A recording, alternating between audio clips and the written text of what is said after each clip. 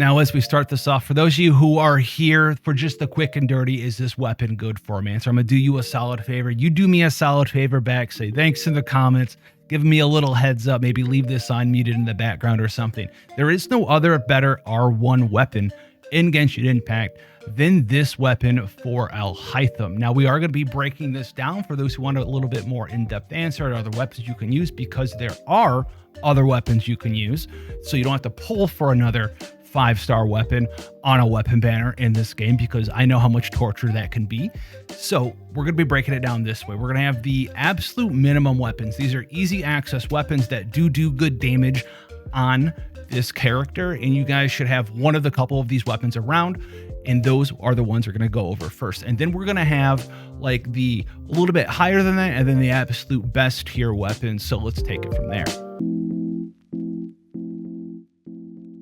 Now, to keep this super easy for you guys to follow, this is going to be the Iron Sting, and we're going to be doing the R5 version of the Iron Sting as our baseline. The rest of the weapons that we go over, we're going to say that they're either X% more damage or X% less damage than the R5 Iron Sting. Now, a little bit under the R5 Iron Sting, 5% less damage than it is the R1 Iron Sting. So if you don't want to multiple craft a bunch of these Iron Stings for 5% more damage, you don't need to. Now, some other weapons that we have access to that are right around that R1 version of the Iron Sting. We have access to the R1 Summit Shaper. If you have access to that, you want to throw it on them with a shield up. That'll be around approximately the same amount of damage as the R1 Iron Sting, which will be 5% less damage. You also have the Black Cliff Sword, because I'm going to mention this because everyone asked about Black Cliff weapons, not the Black Sword from the Battle Pass, the Black Cliff weapon. If you don't have the passive active, that one's going to be 7% less damage than an R1 Iron Sting. You also have access to weapons that are on par with the R5 Iron Sting. So we have weapons like the R1 version of the Black Sword from the Battle Pass. It's a little bit, it's 1% more damage than an R5 version of the Iron Sting. We have the R1 Xiphos is the exact same, approximately 1% damage better. R5 of the Skyward Blade, if you have this thing laying around, is also going to be 1% better than the Iron Sting. Now, Festering Desire is actually on here. If you have an R5 version of this, it's 2% better than an Iron Sting at R5. And then we have the rest of the Xiphoses being approximately around like 2% better than the Iron Sting. Xiphos refinements don't really do a whole lot for you. Outside of that, we have access to weapons that go for 5% better. So at the 5% better mark, we return back to the Black Sword. R5 Black Sword, 5% better. R1 Black Sword is 1% better. Yeah, you can kind of tell that it's really not worth all of the investment to R5, this weapon for this particular character. Right around there at 5% though, the Freedom Sworn is right there. And then we start getting into the bigger mid-tier weapons. And these weapons, once again, are like the baseline weapons. You should have one of these around. The Iron Sting, even at R1, is 5% under the R5 Iron Sting.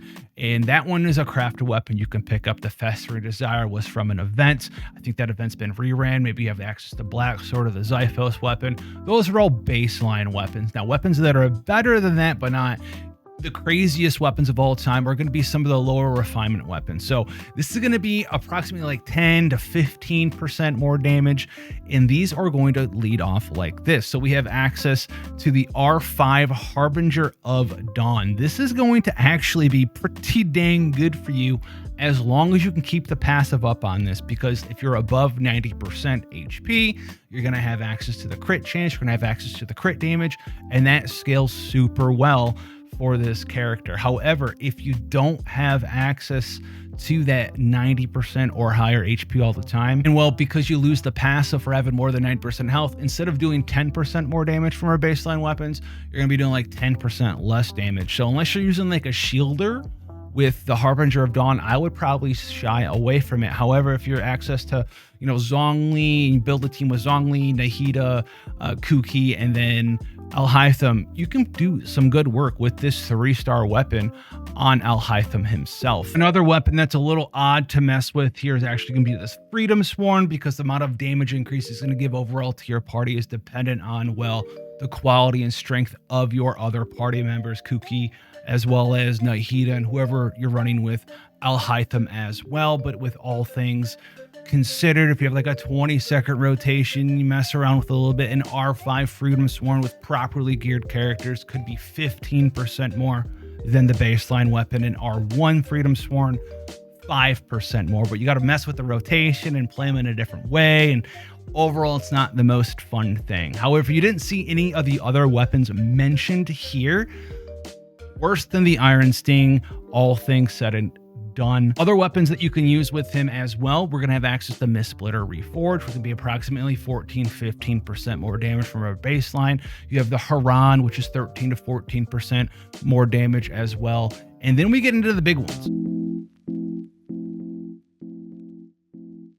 All of these other ones have been, 10-15% more damage. Now we're getting into the big ones that you might have left behind. So if you have an R5 Haran, that's 21% more damage. If you have an R5 Primordial Jade Cutter, that's going to be 27% more damage. If you have an R5 Mist Splitter, that's 130% more damage. So where does it put our new weapon at? Where are we putting the Foliar Incision at?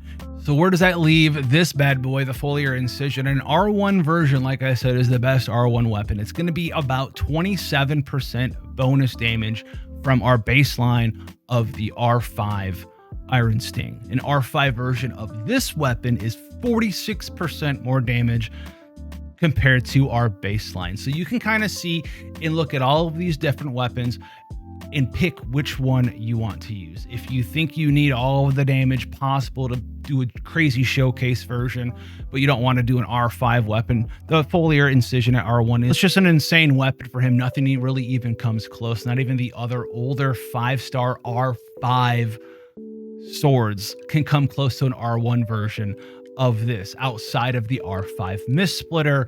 But you can run into some issues with the Mist Splitter because you could gain too much energy before you do your charge attacks at the end of the rotation, and you'll lose a little bit damage enough for it to just kind of match this weapon at R1. Honestly, you can use that weapon if you want, but just know that they're going to be worse than that R1 version of the Iron Sting. And for those of you who don't have access to that, hopefully you'll be able to craft an R1 version of the Iron Sting and just be 5% less than our baseline. You'll still be doing a bunch of damage. You're not going to need a whole ton of stuff. It's not like we have crazy end game. I think the Abyss actually has kind of gotten weaker over time. I feel like anyway, there was a point like last year it was crazy high. So all these things you guys can keep in consideration for your party, your Primo Gems, and just sort of have fun in Genshin. If this helped you guys out, let me know down below. Have fun. I'll catch you guys in the next one.